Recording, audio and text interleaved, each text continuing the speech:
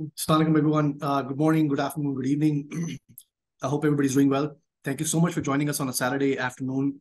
I know it's the weekend, so I really appreciate you all taking time to join us. I'm really excited to be here.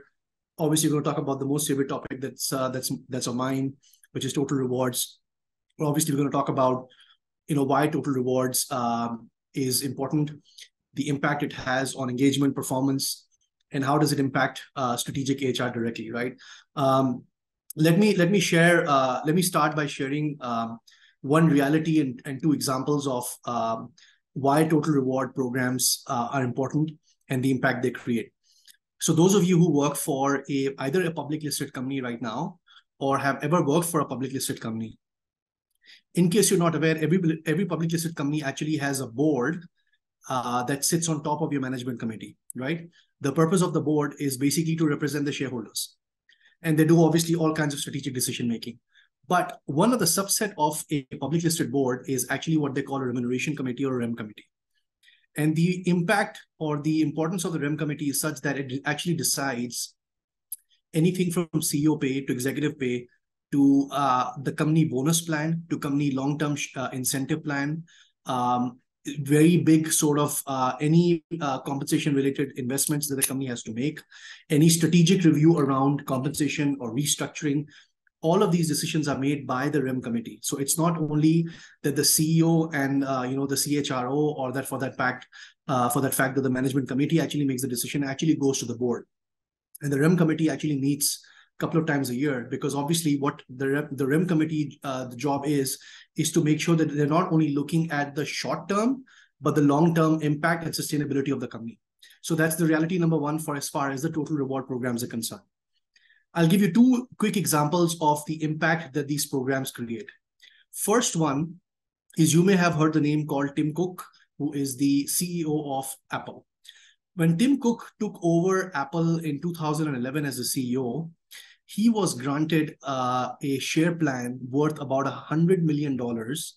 And interestingly, which was also a unique plan, that this plan was for over 10 years. And the long-term incentive plan was basically designed in a way that the value of that $100 million would increase if the share price increased. When share price of a company, obviously, as you know, is linked to company performance. When these shares vested in 2021, the $100 million value had increased to $950 million, almost 10 times in 10 years, right? And that's basically example number one of a plan, of a design in total rewards, and why and how it drives performance, but also engagement for employees. So as a CEO of one of the largest companies in the world, it's in Tim's vested interest to make sure that the company succeeds, because his own reward is linked directly to company performance in this case. The second example I'll give you is that some of the companies during COVID actually, especially in certain industries, they obviously got severely impacted by the COVID pandemic, right? And one of the things that stood out for me, especially in the airlines industry, is how the airlines industry actually figured out a way to not let employees go, right, as much as possible, as far as possible, but continued to make sure that the employment cost that they had was managed in a way that they allowed employees to stay on payroll, right, over a period of time, and not having to let them go. And what that meant was that they had really, really controlled the employment cost in a way that they first reduced the pay. Eventually, they made people go on unpaid leave. They tried to cut down on benefits costs as much as possible, with the intent that obviously we are going to come out of the pandemic sooner or later. And we want to make sure that we are still looking after employees in the best way possible, right? And that's, again, the impact of what a total reward program does in terms of both the short-term and the long-term sustainability of the company. Our agenda today is very simple. There is unfortunately a lot of misconception, misunderstanding, lack of education and awareness around total rewards, not just in Pakistan, but I would say predominantly across Asia, to that extent, Middle East, Africa as well, to a certain extent, South America as well. I would say Europe and US is slightly more mature, but there is a lot of misunderstanding around total rewards program, right? I still have discussions with people where they come and they tell me that the work that we do is basically payroll work. And it's not to disrespect payroll, but payroll does a very different kind of work than what a total reward professional does. Our agenda is very simple. We want to share with you what total rewards umbrella looks like. What does that mean? Why do total reward programs matter and their structure matter? How do we drive employee engagement and performance through reward programs? And I've got 4 examples to share with you. I want to share a little bit about the science behind total reward programs. And then obviously I want to share a case study around job evaluation and and how job evaluation and org design to an extent impacts the entire HR value chain. So let's get started. Again, as all things in life, at least as far as my approach to total rewards is concerned, I really want to understand what the business is doing, right? And my advice to everybody in this case is also, it doesn't matter what job you do in HR, as long as you're linked to what the business is trying to do, then I think you're on the right track. Otherwise, you will always be struggling. So I'm sharing with you essentially this CEO Strategic Business Priorities report that came out, and you will see that change from 2022 to 2023. You will see which areas have become a little bit less important, right? It's not that growth is not important. It's still very high. It's still number 1, but it has become a little bit less important, right? You'll see things like workforce, corporate action, cost management that has gone up drastically.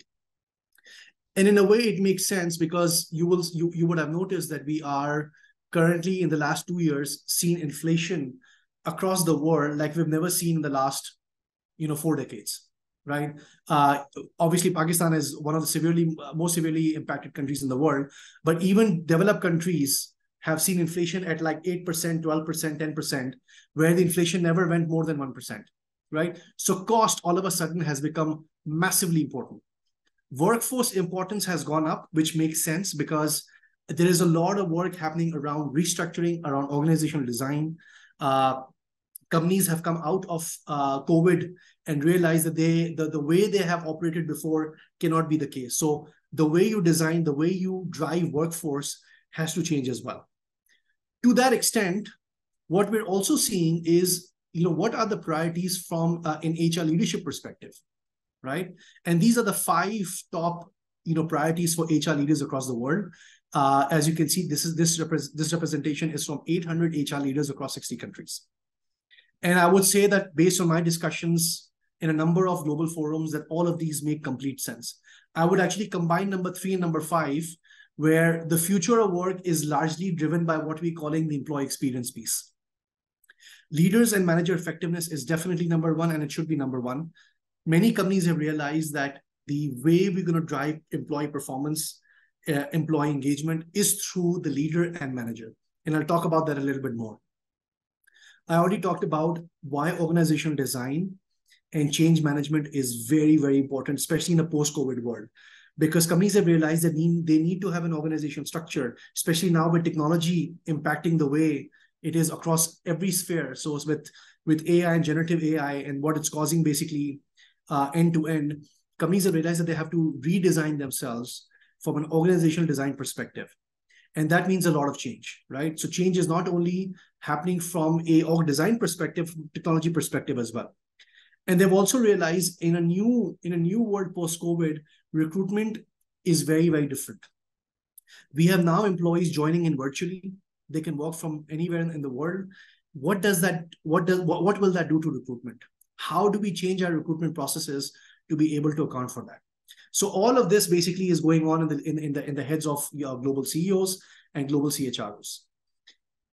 One of the interesting studies that Aon did, I think this was last year, is that when we think about future of work and the total reward optimization, they realized that performance management and talent retention is one of the biggest top issues. And I understand this is for tech companies only, but I would definitely say that this applies to other industries as well. Because especially, and I'll talk about it a little bit more in terms of a skills-driven world, talent retention becomes very, very important.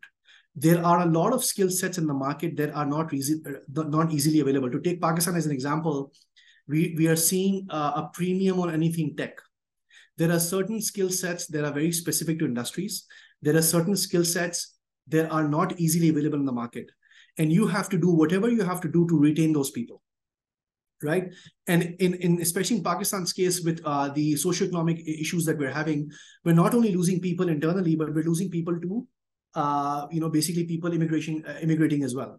So we're basically fighting battle on multiple fronts. And so talent retention to that extent becomes very, very important. And that's essentially where performance management and total reward comes in, right? Because your total reward strategy, and I'll explain a little bit more, will become fundamental to driving talent retention and performance management going forward. Another, a study which I found quite interesting was that, they asked CHRO in terms of what is the strategic roadmap, right? And they're really focused on companies who are so-called in hyper growth stage. And the HR leader said that in 3 years' time, these are some of the strategic pillars that they want to focus on. You will see, again, you've got dynamic strategic workforce planning, right? So if God forbid something major happens in the world, you need to have a dynamic workforce. So that kind of makes sense. Organizational design is there again, so I don't need to say a little bit more. Organizational design will make or break a company both in the short term and in the long term. And I'll explain that towards the end of the webinar today, why that's important. I already talked about talent acquisition, but recalibrate your rewards plan. Because again, I will share a little bit more why this is the case, but you will see why. So you're seeing that it's not just about one or two things. There are clear 4 or 5 different big areas that we as companies have to focus towards, and we have to think about how do we redesign, how do we recalibrate, and how do we plan for the future. Ultimately, as I said to my HR friends and my colleagues, what we don't need is an HR strategy. No, we don't need that.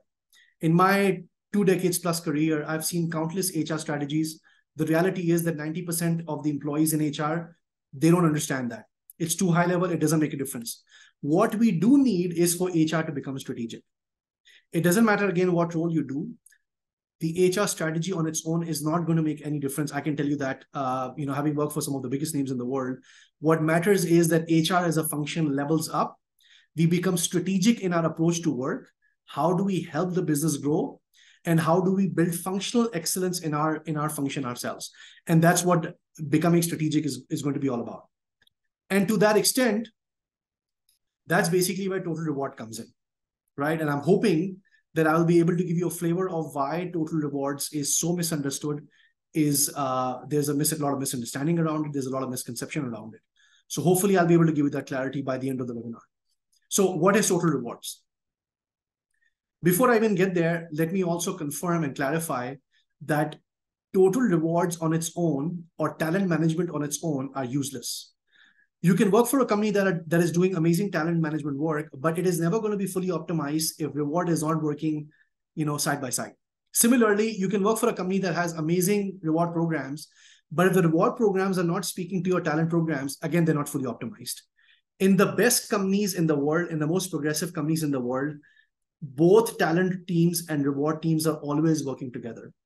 Best example, your performance management system, right? The best performance management system that I've come across looks at both the top stream and downstream, which is the talent side and the reward side. And when they work really good together is when you maximize the impact of a performance management system.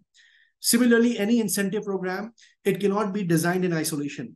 It has to be in a way where it solves an actual business problem, an actual talent problem. And when you do that, when both talent and reward are working together, is where you maximize the value of both. So when we talk about total rewards is not just pay, bonus program, recognition, your medical program, your share plan.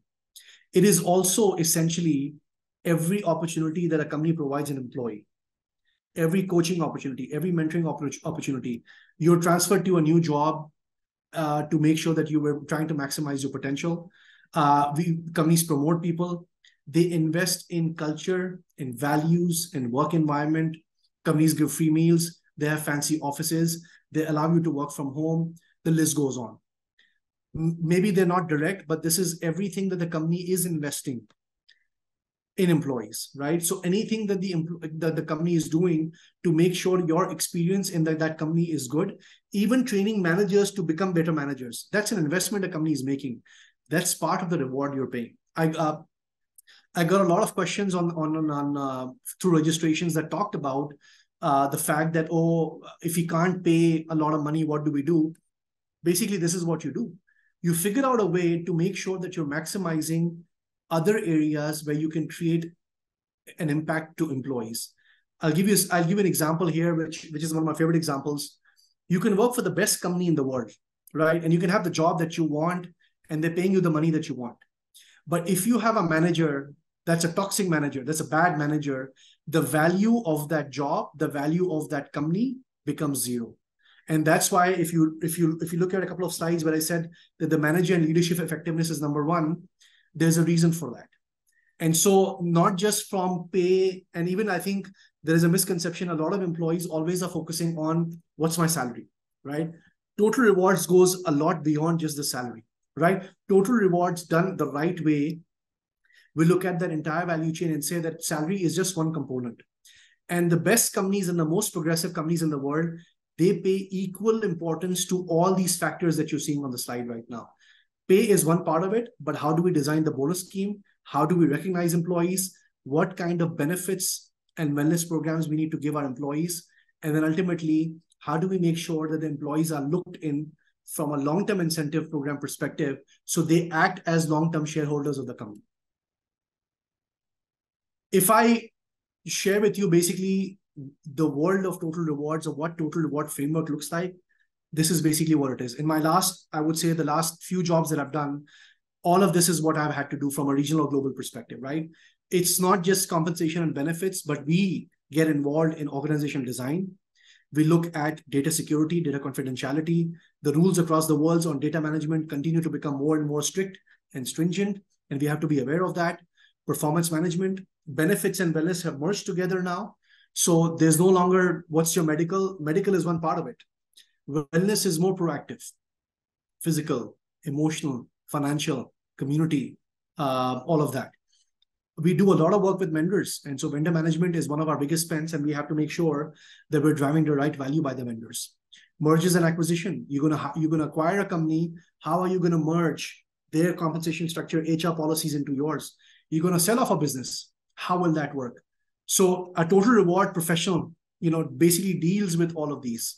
And like I said, there's a lot of misunderstanding that, oh, we only look at salary or we only look at medical. No, the world is quite big. It's quite complex. And there is, as you can see, there's a lot of overlap with a lot of work that we do with our talent colleagues. And actually, in some cases, we directly work with the business leaders to drive some of these programs. To explain this in another way, some of the work that I'm doing right now with my own company is around this. So when clients come to me, companies come to me that we need help in total rewards, it's not just I'm going to say, okay, I'm going to build you a salary structure. That's just a small part of it, right? There is a building part, what we call you're constructing a whole building, right? So there is the structure part of it, right? And there is a design part of it, and then there is an implementation part of it. So you have to think through that. What does a company need? If you don't even have the broad structure, the architect plan, then the design might not fit properly, right? So designing and implementation sometimes is very specific to every company, because every company's business targets, goals are different, HR strategy is different. But then some of the building things that you see, like what's your strategy? How do you think about pay philosophy? How are you going to communicate? What are you going to communicate? What policies do you have in place? That's the structure part of it, right? And the structure is as important as the design and implementation as well. And everything else follows from there. And why do we do all of this? So employment cost is either the number one or the number two cost for any business in the world. All right. Again, coming back to public listed companies, and I have worked for 3 of the largest public listed companies in the world. If I can explain to you the kind of analysis and rigor that goes into looking at your employment cost every year, you'll be astounded.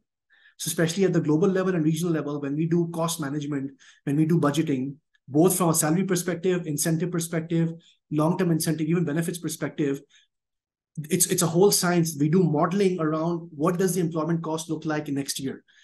So if you're basically have inflation in different countries at different points in time, you have a different organizational structure in every country. There's a whole modeling that takes place because companies want to make sure how much the employment cost is going to cost them next year, because that has a direct impact to the bottom line, right? And I'll explain that again a little bit more as well.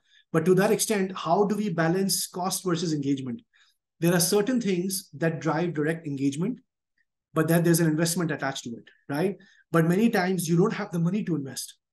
What do you do then? So from my perspective, a reward professional perspective, we're always trying to balance the company need versus the employee need, right? And unfortunately, I have seen that sometimes we pay too much attention to employees. And I would say that that's one of my learnings, that I see that happening quite a bit with startups, right? Because in startups, and I understand the challenge, you're trying to look for short-term goal, but you will do whatever it takes to get the right people, pay them whatever it takes, right? To drive the right level of engagement and performance. But that's usually at a company cost, because in the short term, it's not your money, you spend it, but it's not sustainable. And at the same time, sometimes the companies take such a stringent view that where you need to invest, where you have to pay people, right, for premiums, for performance, companies don't do that.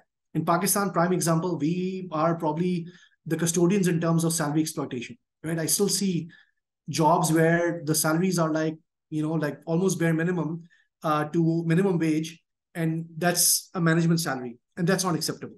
So we got to figure out a balance between what's fair for the company and what's fair for the employee. So how do we basically drive engagement and performance, assuming that we have the world of total rewards that we do? First reality is that the reward experience actually needs to reinvent. You may have seen and you may have observed that we are actually moving towards what we call globally a skills-based economy, right? It means that different level of skill set will drive different level of premiums, right? Tech industry is a prime example, but we're seeing that people and employees are saying that we are not being fairly compensated. If my skill set is very much valued in the market, right? Why is it that you're not paying me correctly? I will tell you from a reward perspective, reward has always taken a premium in the market, not just in Pakistan, which is happening right now, but in Asia, because we don't have a lot of, I would say, deep expertise in reward. So few people, lots of jobs, pay premiums, right? Similarly, in certain industries, certain skill sets require premium. Employees are saying, I know there is more demand, there is less supply, you have to pay me more. Companies are still not doing that. So reward experience need to change. As I explained, similarly, in severe cases where the skill set is very hard to find, right? I'll give you a simple example. In one of the companies I worked for, we had a head of AI in one of the markets.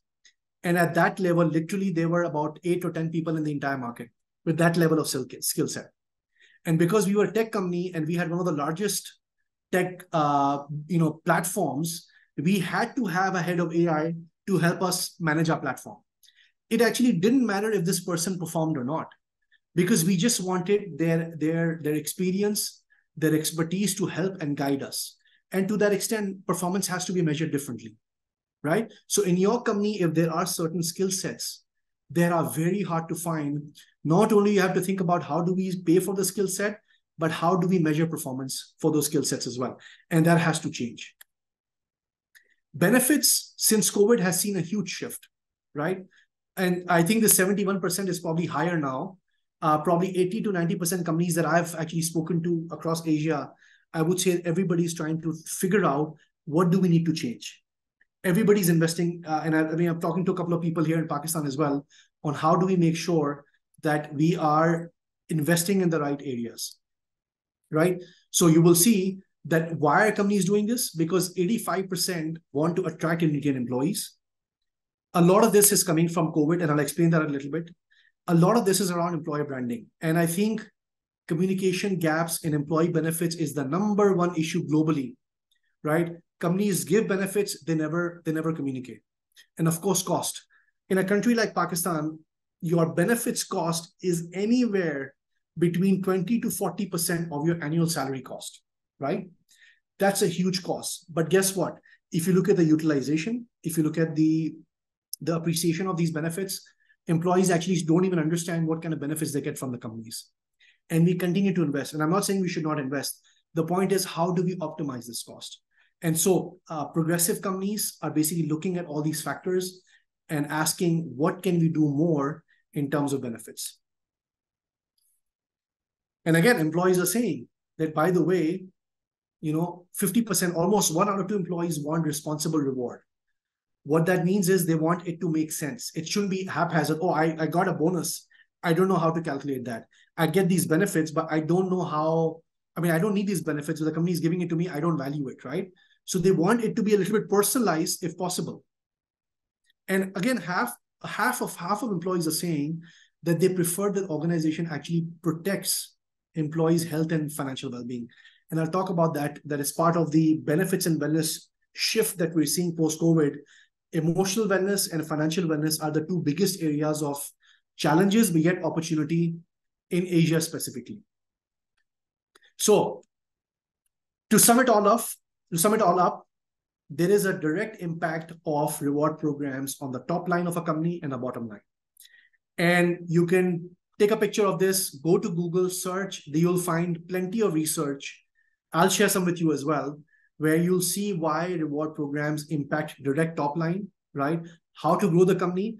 As those of you who work for companies that have sales plan, there is a reasons for sales incentive plan, right? We incentivize people to go sell more, which has a direct impact on the top line. There is a research that Aon did, I'm trying to remember, about 18 months back. And they actually compared there were 4 factors that differentiated what they called high performing companies and performing companies.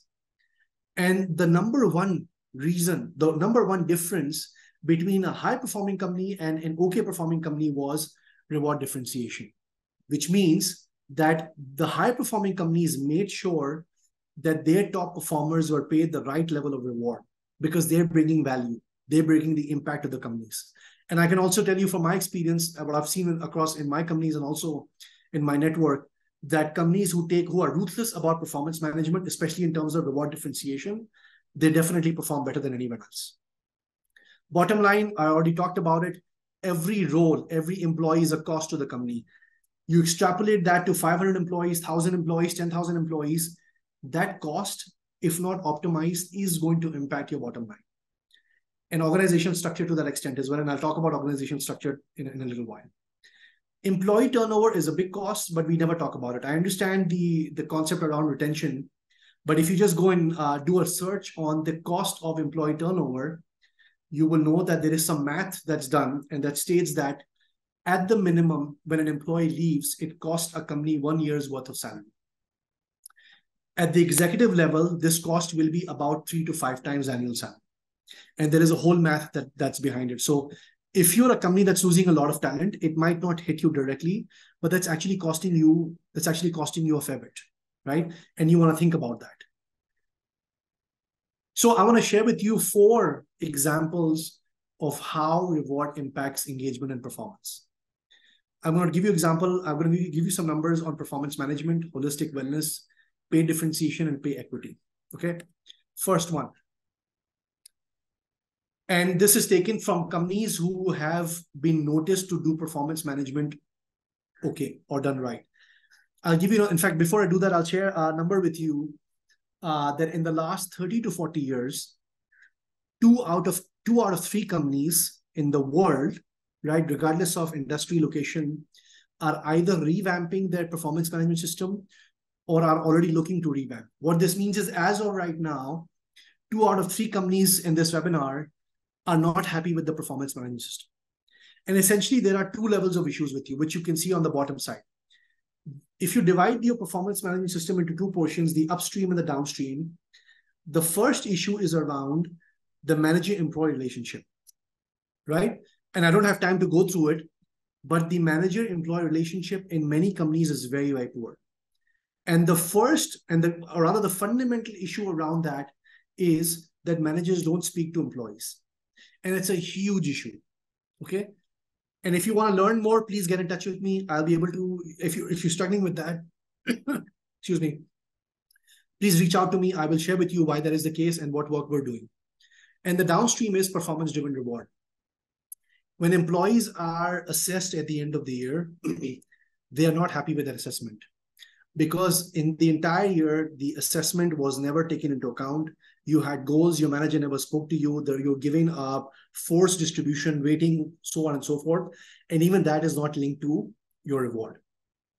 Few companies that have done it right, they have seen the numbers are in front of you.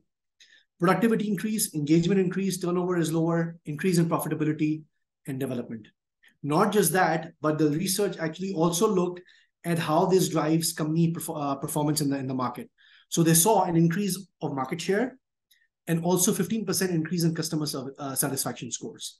If you can figure out I'm not going to say that it's going to be a great performance management system, but even if you can figure out a good performance management system for your company, you will immediately start to see that impact not only the employee engagement and performance, but company performance as well. Second one, holistic wellness. This is a few years old, but you will see that if you invest in a wellness program, any kind of wellness program, it has a direct impact on employee engagement. This research is taken from 6,000 companies across the world. And so you can imagine that they've taken every permutation and combination, right? And I can definitely tell you from the companies that I've worked for, the money that we've invested. Another research actually says that every dollar that you spend on wellness results in a 3 times return for the company, right? And I'll take one element of this as an example, which is, and you may have heard about this, is the area of emotional wellness. Unfortunately, in Pakistan, for example, there is virtually no emphasis on emotional wellness. I've put down these 2 names, Dr. Tamazir and a company called Naya Jeevan. I'm trying to work with them to figure out a way where we can increase awareness on emotional wellness. In a country like ours, in Pakistan, but even across Asia, we have seen very, very high levels of emotional challenges. In fact, there are two of the largest studies done last year said that about 75% of employees have seen a decline in emotional wellness, emotional health in the last 3 to 4 years, predominantly because of COVID, but because of all the other things that are happening across the world as well. What are we doing about it? If we can help employees feel better, giving them an avenue, do you not think it's going to impact your employee engagement? Companies that have done that, I've seen some fantastic examples across when COVID was happening, how companies went out of the way to help employees cope with the challenges. And you would see that indirectly or directly actually reflected in company performance and their own engagement as well. This is actually a study. This is actually a case study that I did myself. So we, in fact, on all the 3 companies that I work for, we've done this, but we decided, okay, let's do one thing. We do very specific differentiated pay for what we call critical and non-critical talent. So we said that, okay, if you're going to have a differentiated pay strategy, very specific, right, on how we manage our critical talent or niche skill talent to non-critical talent, what impact does it have on engagement? We measured this over 18 months, right? And you can see that of these 6 questions that we asked over 2 engagement cycles, the surveys, we saw anywhere between 6 to 12 point engagement differences between these 2 employee groups. That means where we paid premium for our critical talent, they were 6 to 12%, their engagement was 6 to 12% higher than those who we did not give a premium to because they were not critical or they didn't have the niche skill set.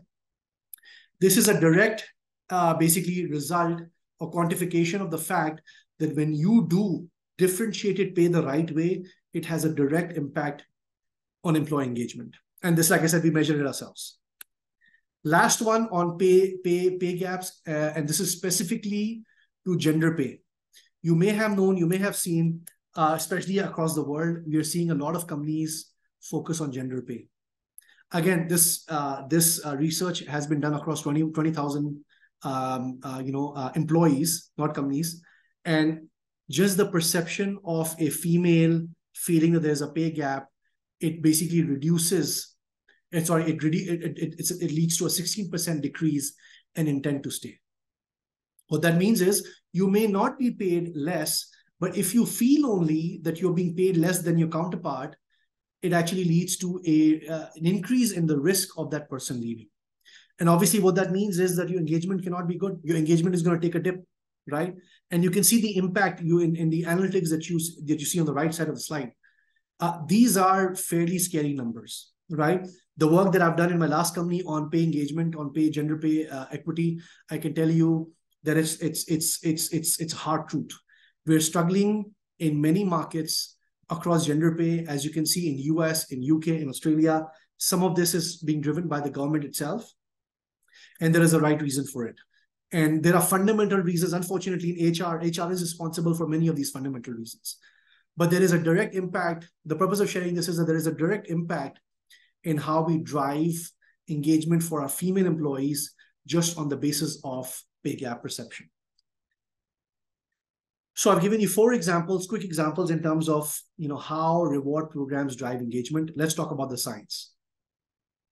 The first one, which I think I shared a little bit earlier as well, is that performance-based salaries is the most common way of determining salaries, promotions, whatever be it. But we are moving into what we call skills-based or job-based pay as well. And what that means is that we are no longer going to hire or promote people based on a percentage, but it's more in terms of the value the person is bringing into the company, or when we promote somebody, where we need to place them. So in a skills-based economy, in a skills-based environment, you actually value people for the skill set, the expertise they're bringing in. If somebody's skill set is very highly valued in the market, you have to pay a premium. And I would say that the tech industry is leading the way generally in this, but I'm seeing a lot of other companies starting to look at this as well. That's the first major difference, because this is going to change the way we look at salaries, the way we look at compensation. And I'm only going to share with you 2 or 3 examples in terms of the science we do in Total Rewards. The first one, and hopefully if there are Total Reward guys on the call, this is something that we do every year, but this is not as simple as it looks, in a way that we don't provide a one snapshot when we look at salaries, right? We look at salaries not only from a simple saying, okay, what's my pay versus the market? We're going to do a number of analyses across different levels. We will look at a grade cut. We will look at salaries on a functional basis. We will look at salaries if you have multiple businesses, how do each business versus their peers? We do that comparison. From a regional perspective, a global perspective, obviously we do this across markets. As one example, we will do this for tech versus non-tech, where we know for a fact that tech employees or tech group is being paid higher. Another example I would give you is that in markets like UK and US, if you have medical professionals, we would do this for medical versus non-medical, even legal profession, legal function as well. Because in many of these developed markets, these functions actually drive premium. So we have to basically do that cut across multiple areas. We do a comparison on year. How has the market moved year on year? We look at, obviously, those of you who know P25, P50, P75, and some companies do a weird cut on P60, so P66.5, so on and so forth. We do this analysis on gender as well, right? So for male versus females, but in the US, companies do this on white, African Americans, Asians, other nationalities, large public listed companies, right? And then in the science, we also look at what we call the range penetration and grade progression. And I'm sorry if you're not from a reward background, but the purpose of sharing this is that it's not just a simple chart that we draw, right? It's not just a regression analysis. You have to look at these numbers from a variety of different perspectives, and that's the science. And this is a slightly more simpler view. In larger companies, we also have to do a little bit of modeling and statistical analysis as well. Because when the employee groups become quite big, then a little bit of stats has to be applied as well. This is the first example on when we talk about the science behind total reward. It's not just, oh, what's my pay versus the market? That's a very simplified view of looking at things, right? It's not as simple as, oh, my salary versus what's being paid in the market. But as I said earlier, salary is just one component of it. If you add incentives, if you add benefits, if you add long-term incentives, all of those have to be compared as well. Second example, on sales incentive, right? This is typically what we call a good framework for how do we build a sales incentive plan, right? I'm not going to go into all this because that's not the purpose. But again, when we talk about the science behind sales incentive, right, what I want you to focus on are all the things on the right side. any sales incentive plan has to be linked to what we're trying to achieve, which is the business measure, right? Whether it's the revenue, whether it's profitability, whether it's market share, whether it's a combination of that. And in that sales plan, if you say that I want to focus on profitability and revenue, then how much is the weightage of each? Is it 50-50? Is the revenue more important? Is the profitability more important? You might have products that require more focus on profitability or they drive more profitability. There might be products or services where you're like, I don't care for profitability, I only want revenue, right? We look at trends. What's the market trend for this company or this industry? We look at cyclical variations in terms of your sales incentive payouts, right? You might have in pharma industry, for example, those who sell vaccines, it's usually a 2-year cycle. That means if I do a government contract right now, I know for a fact I'm not going to get the contract next year, right? So there's a cycle attached to it. So when we're doing a sales plan, I have to take that into account, right? What is the historical payment done for a sales pay? So if a sales plan has been going on for 2 years, show me the patterns, show me the payouts. And we then compare effort versus impact, because it's not guaranteed that your most hardworking sales person is creating the biggest impact. So it's also pay versus performance. I actually give you an example where I was talking to one of my leaders in China, and he said that he knows for a fact that his top performing employee does not always get the best payout because he knows that effort does not create the impact, because there are external factors due to which certain employees are getting or meeting the numbers. To simplify, that you have a sales incentive plan, but it's not directly linked with the kind of achievement you're expecting from your employees. And that's a big challenge, right? So we have to look at all these factors when deciding and designing a sales plan. And just to add on top, whenever you design a sales incentive plan, it typically takes at least 9 to 12 months before it settles down, because every quarter you have to change your targets. You have to look at who's performing, who's not performing. Are the targets too easy? Are the targets too difficult? So on and so forth. And we work with the sales team to do that. And that's basically the science. And I'm going to share three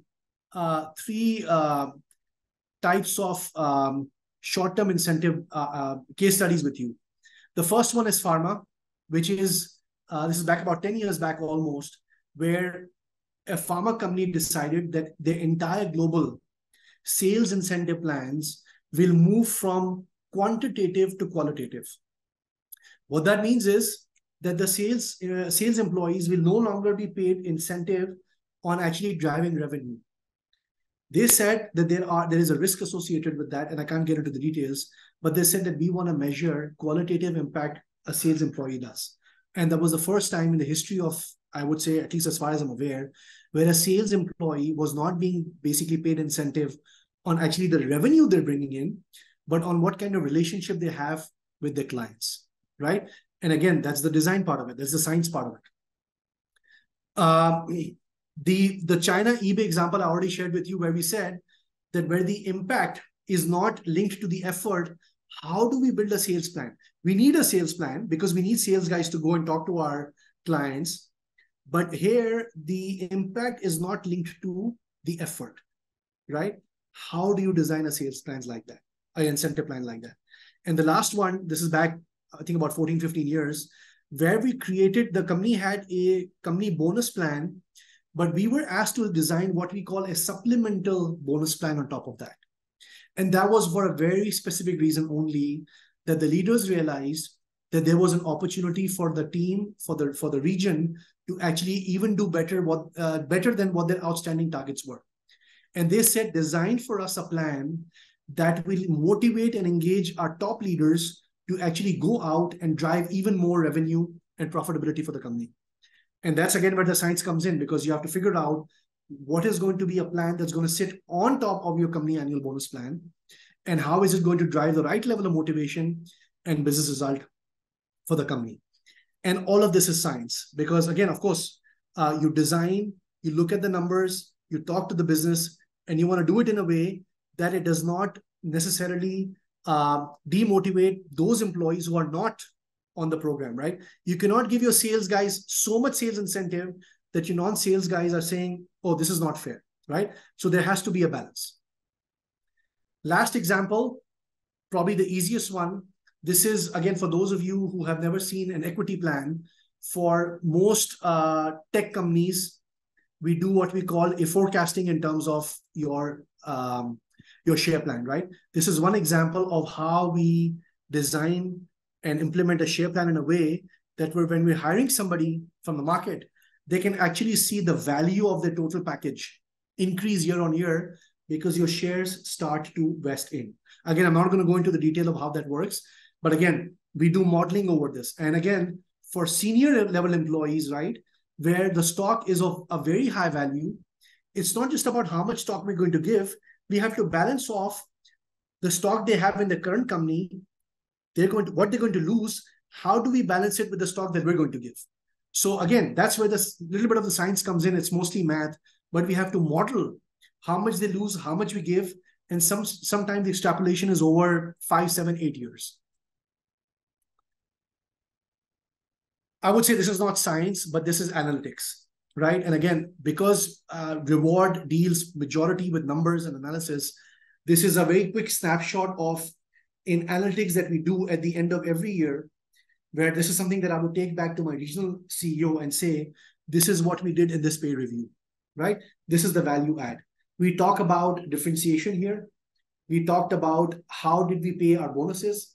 How did we pay our equity?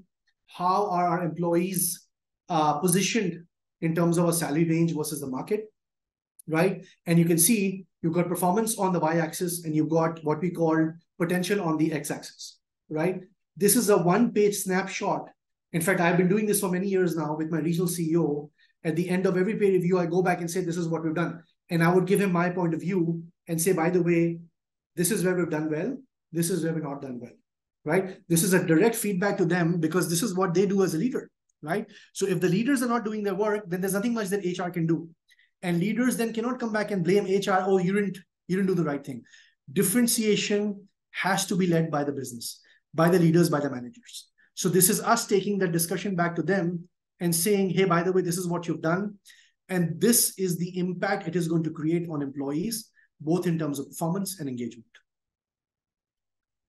So that's a few quick examples in terms of the science in total rewards. I want to end our webinar today with a quick look at what we call org design and job evaluation. I'm not going to go into a lot of detail again, just high level what they are.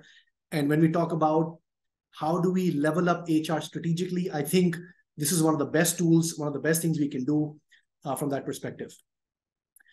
To really simplify this, for anyone in HR, whatever you're trying to do, as I said earlier, you must start with the business first, right? What is the business trying to do? What are our targets?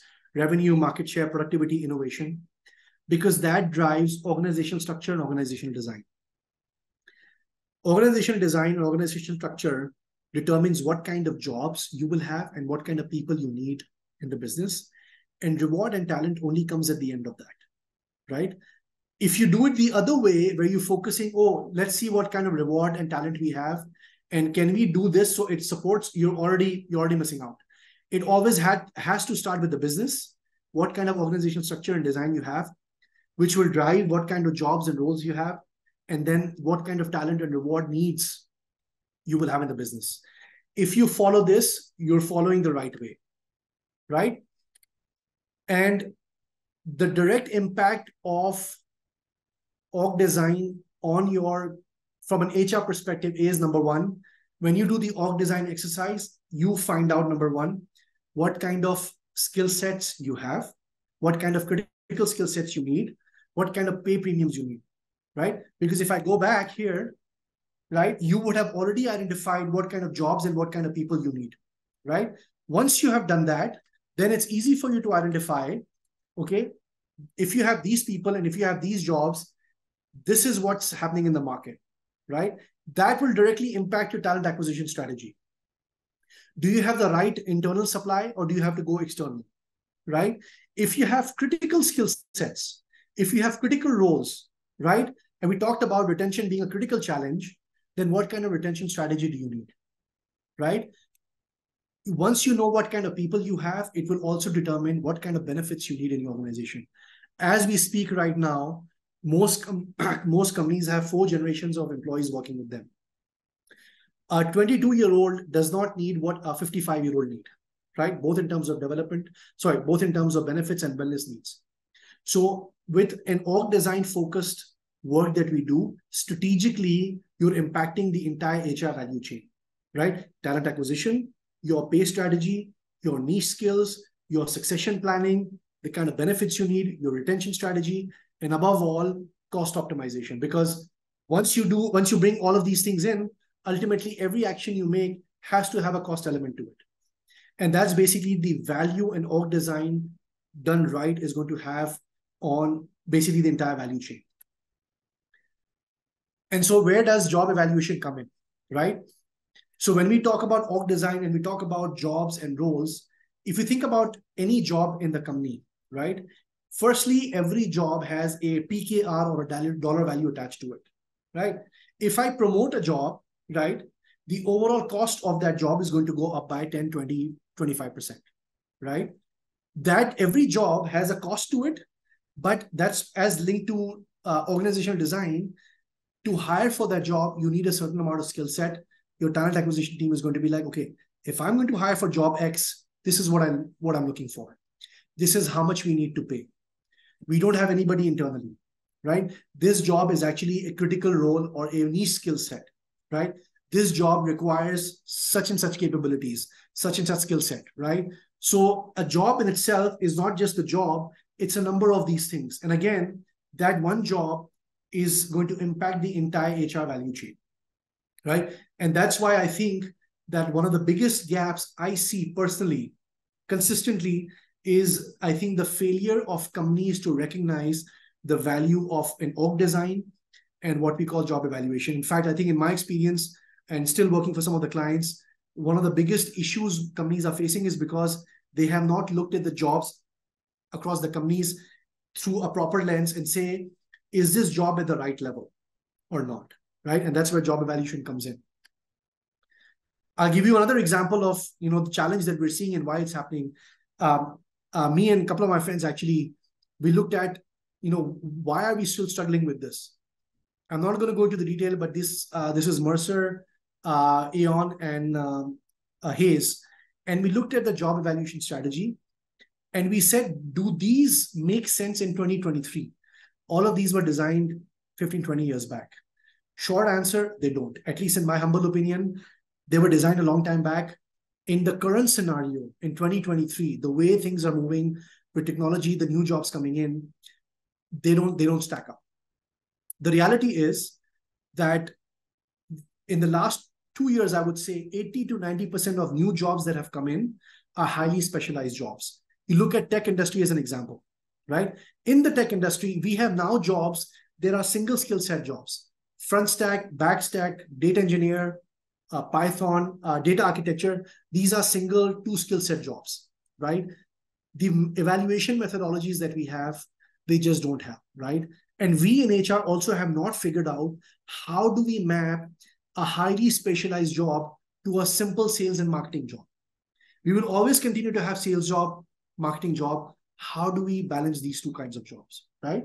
And so the fact being, the situation is that we have to figure out a way to simplify this. And I'm not going to go into a lot of details, but what we've done is that we have actually figured out a way.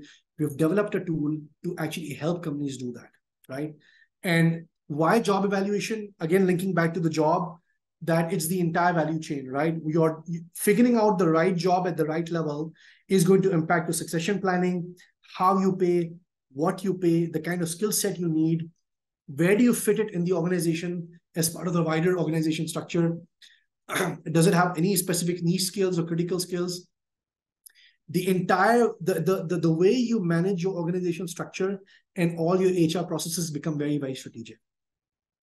If this is something that you're concerned with, if you're looking at, please get in touch with me. I'm not going to spend any more time looking at this, but we've developed a tool that can help companies do that. Again, only with the intention that your organizational design has to sit in first, but you want to have the right level of you want to have the right level of focus on the way you drive jobs, and then basically everything else that you do in the company.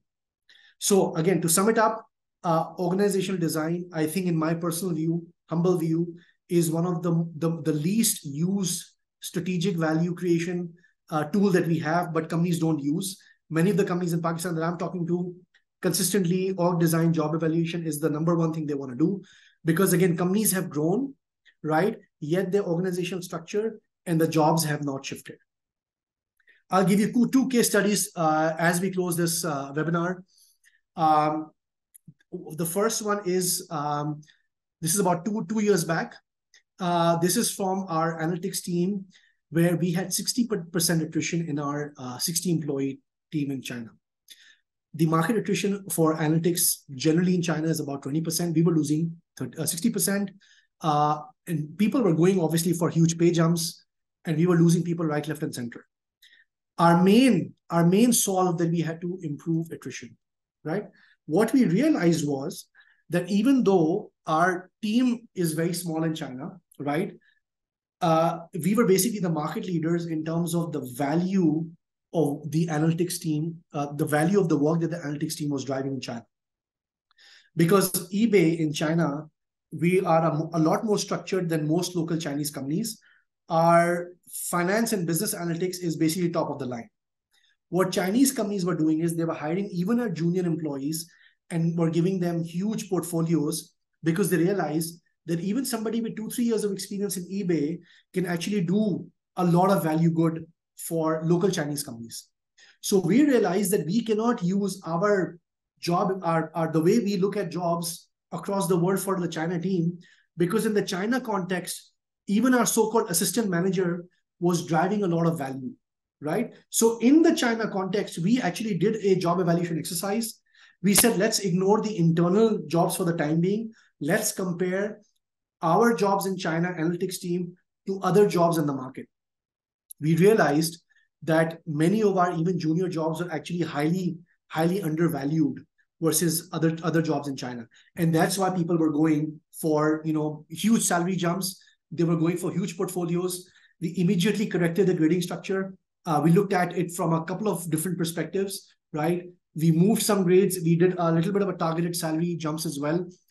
Thankfully, the attrition fell back, and it came in line with. So we still lost about 20-25%, but that 60% jump, right? We reduced it immediately, primarily because of a job evaluation exercise. Last one, this is almost about 12 years back. We did an exercise for the Malaysian business. It was one of the largest consumer businesses locally. We were losing about 25% attrition, which was twice of that of the market. And there were a lot of other issues, right? And what we realized very simply was that the business had grown almost about 4 times in the last 10 years, right? In a robust economy. What we had not done was that we had never looked at the organizational structure, right? It was still as of 10 years old, and we were still pegging jobs as it was 10 years old.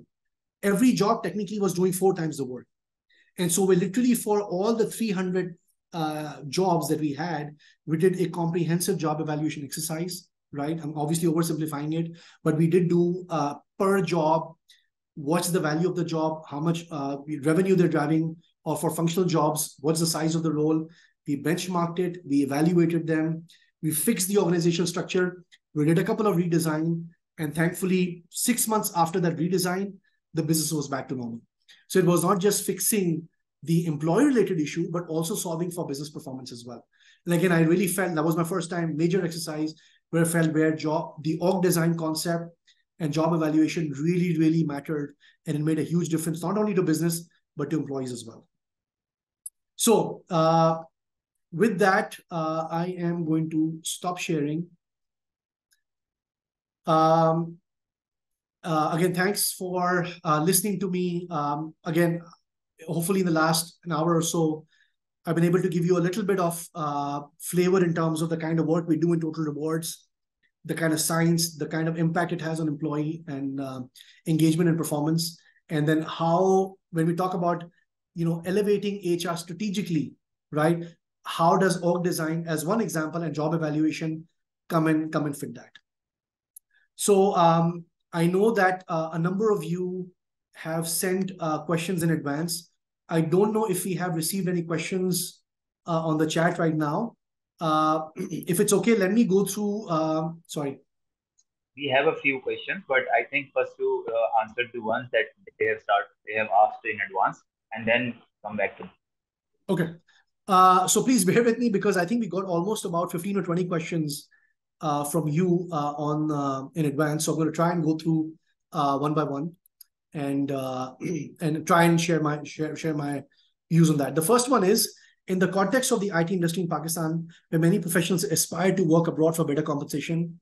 How can total reward strategies be effectively used to attract and retain top talent locally? Are there specific total reward components and strategies that have successfully mitigated the brain drain challenge in such competitive industries? Okay, the first simple answer is that, and this is a concept what we call push and pull factors. Okay, at any given point in time, what we're trying to do is to reduce our push factors. That means from a company perspective, we want to make sure that we are doing whatever we can so that there are no reasons where we're pushing employees out of the company, right? Our brain drain in Pakistan, unfortunately, is a pull factor, right?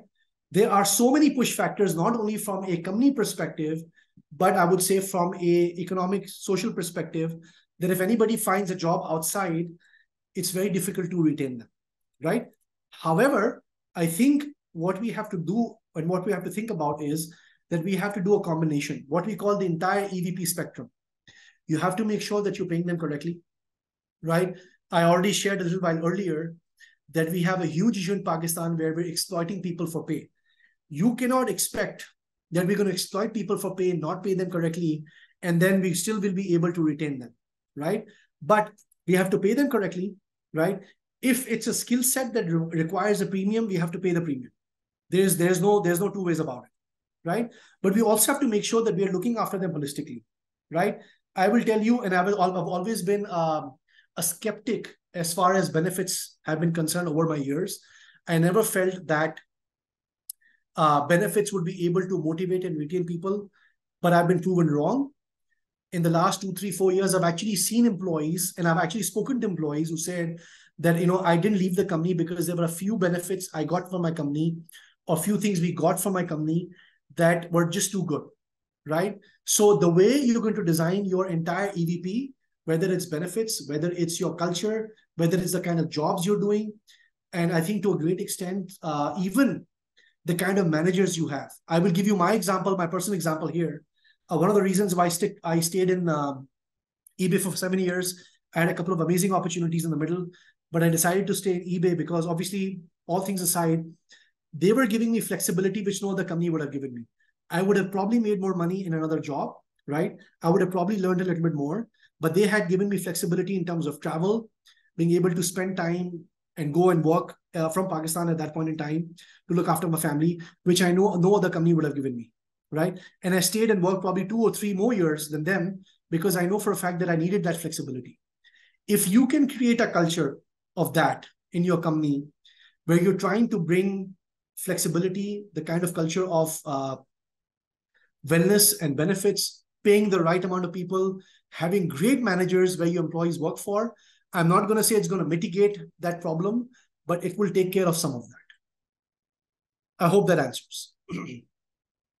Second question is, since total reward and recognition plays a major role in driving employee performance, motivation, and retention, what other HR strategies the organizations do driving better culture and employee engagement, where total rewards and recognition frameworks are not that strong or lucrative? Look, I would say that in a robust market, it is always going to be a problem retaining top employees, predominantly, I think, because of the need for skill sets and top, I would say, niche skill sets and critical roles, right? That is going to be a continued problem. I think what you have to do ultimately is that at the minimum, even if you're not able to pay to the market, for your top talent, you have to differentiate. Okay, you can't pay everybody same salary. market competitive salary, I understand that. But again, you have to make sure for your top talent, you have to differentiate pay. At least try and make sure that you're paying them at least closer to the market, if not above market, right? The other thing I would recommend is you look into incentive plans. Incentive plans by design are not linked to increasing your fixed cost, but they're linked to business performance. If the business does well, right, it will self-fund for your incentive plan. You might not be able to pay employees at the market value, but then through incentives, you can actually reward them and recognize them, right? And again, to my earlier answer, other HR strategies, I would say, please, you have to invest in how your managers are in the company. I cannot state it enough. 70 to 80% of your employee experience is through managers, okay? And if you want to discuss more, please reach out to me. I'm doing some work on that. I'm happy to share with you what we're doing. Your manager upskilling, the manager-employee relationship is going to drive a lot of attraction and engagement stuff that you're doing in your companies. Impact, the question is impact of total rewards on EVP.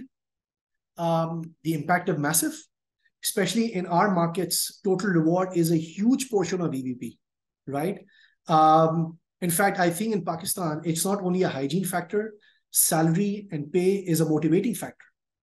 If somebody gets a 20, 30, 40% salary jump, they are going to leave. There's no two way about it. So I think in Pakistan, especially, total rewards impact on EVP is massive. Probably number one, I would say.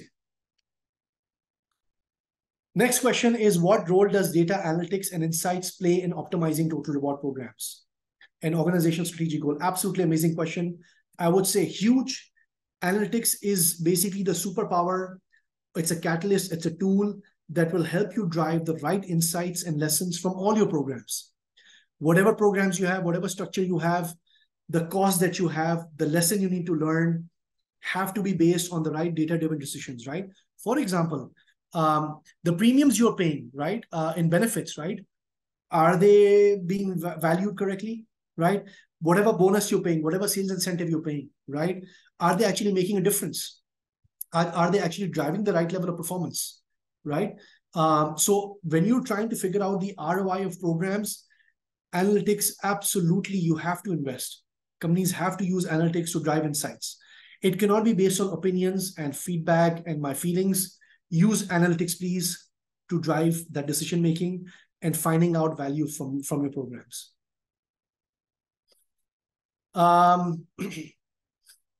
In what ways does the concept of total rewards extend beyond monetary compensation?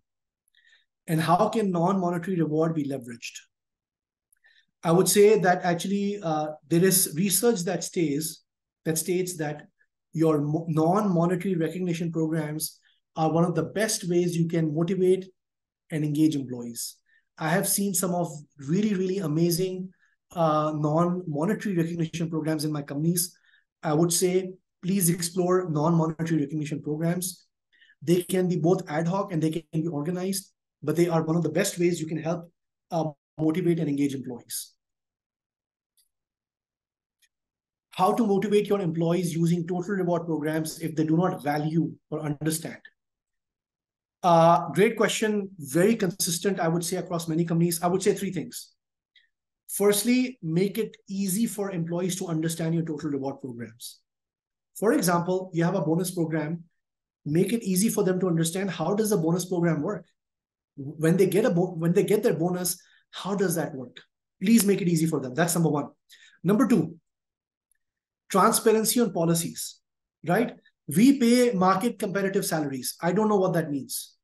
And I think, and again, this question has been asked many times. I don't know why we have an issue with making our HR policies transparent. Please publish your HR policies, your reward policies. Tell them who you benchmark with, why you benchmark with, what's your reward philosophy.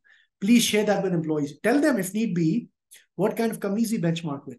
I don't understand this need to hide practices in HR and in reward where we don't share and openly what these policies are. And the question I get is, oh, the employees are going to ask questions. Employees will ask questions only in the first 2 months. After that, nobody cares. I can guarantee you that.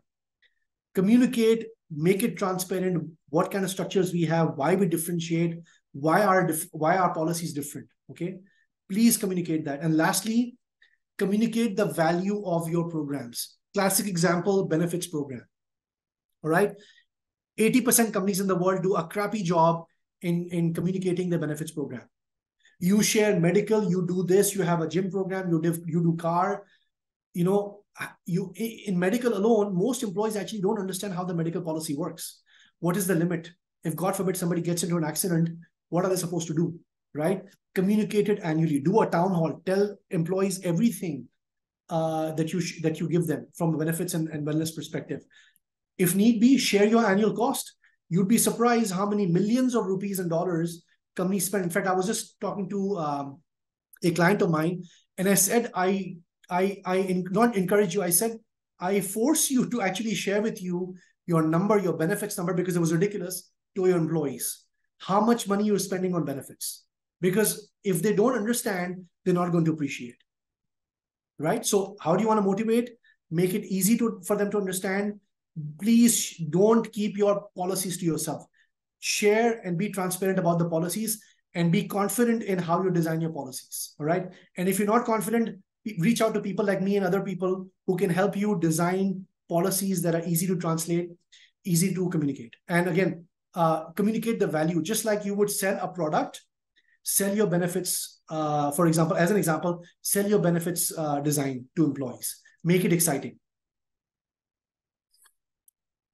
In today's diverse workforce, how can organization ensure their total reward strategy is inclusive and caters to the needs and preferences of all employees?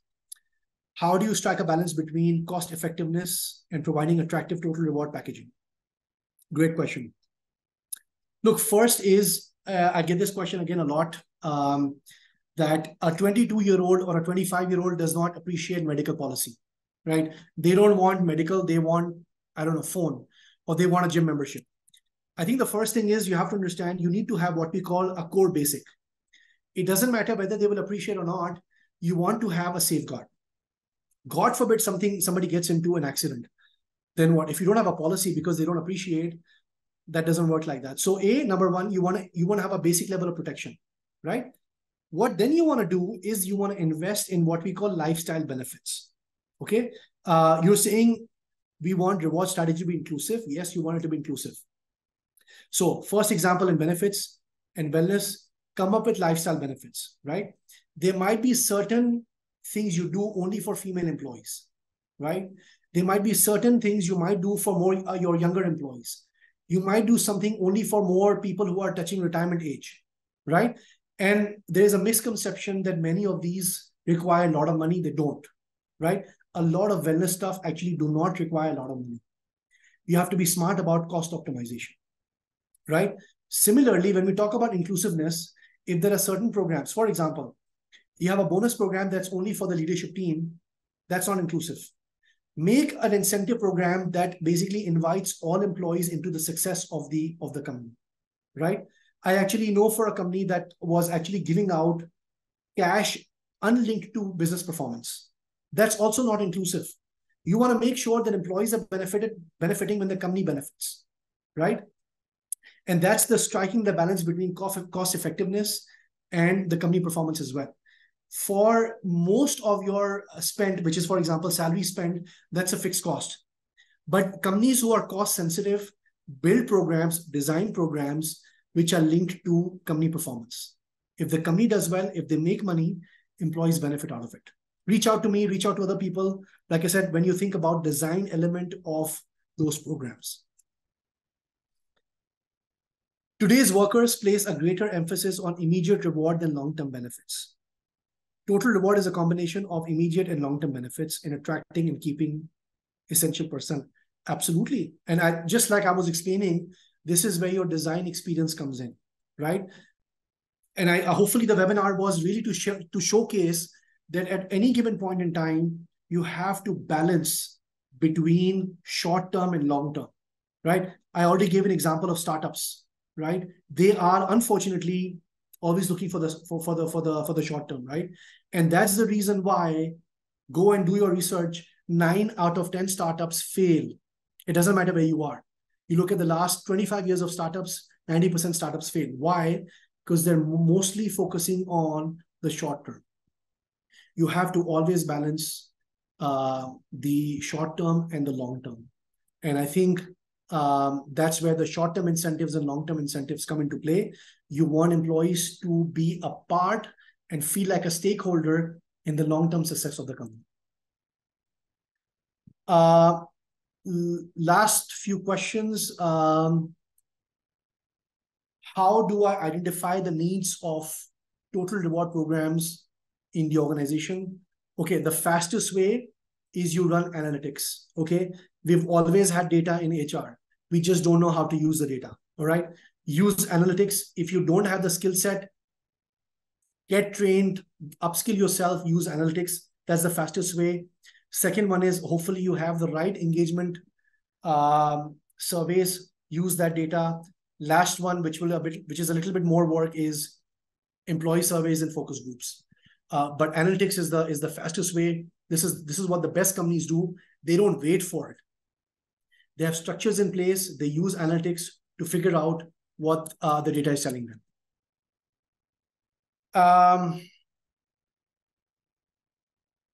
What other ways play a significant role in motivating staff other than higher rewards? Number one, a good manager.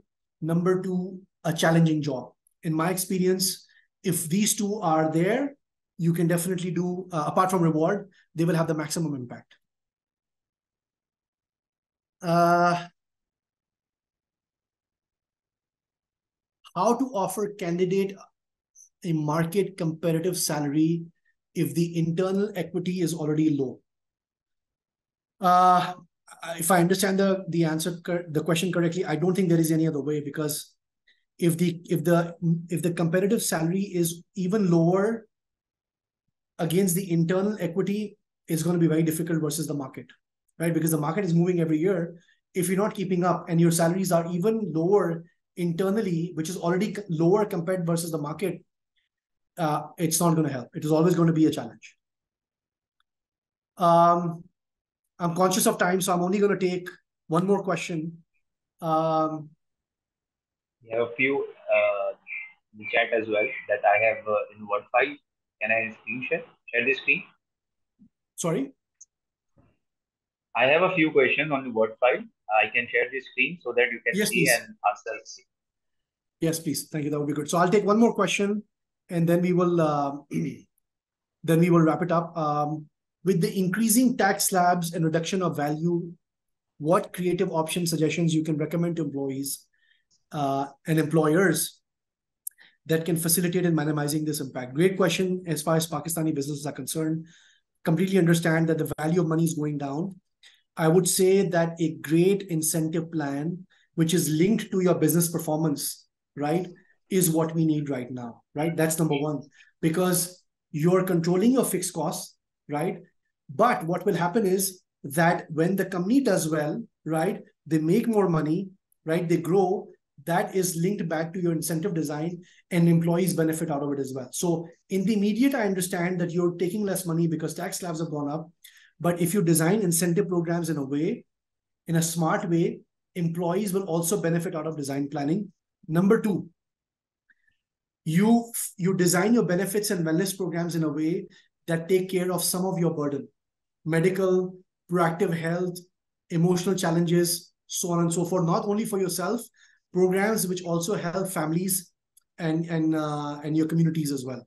Again, not too much time to explain. If you want, please reach out to me. I'll try and share a few examples.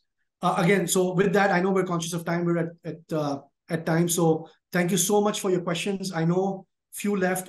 Please send me these questions. Please reach out to me on LinkedIn, or if you have my number, please message me. Happy to help and happy to continue the discussion. Thank you so much for your participation and questions. I think let's switch on the camera so that we can have a group photo. Please switch on your camera.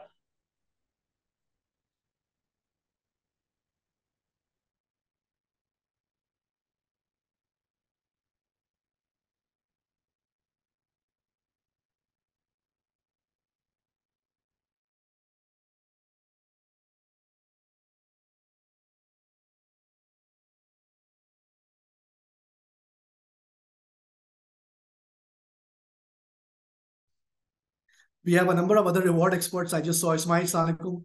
If I had known, would have passed a few questions to you.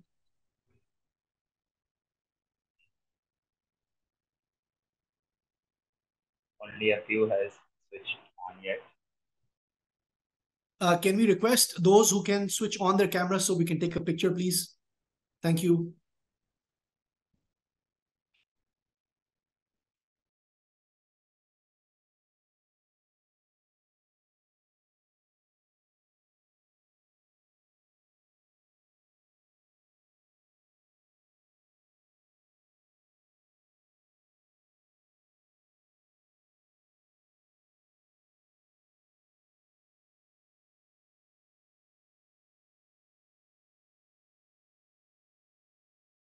Have we taken the picture?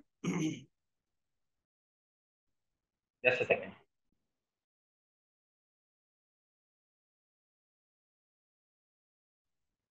All right. Thank you so much. We will share the email with you all, the recording link, and also the feedback form. All those who are registered through email through this form. Thank you so much once again. Thank you, Sajjad, for your time, for your expertise. Thank you. Thank you. Pleasure. Thank you. Bye.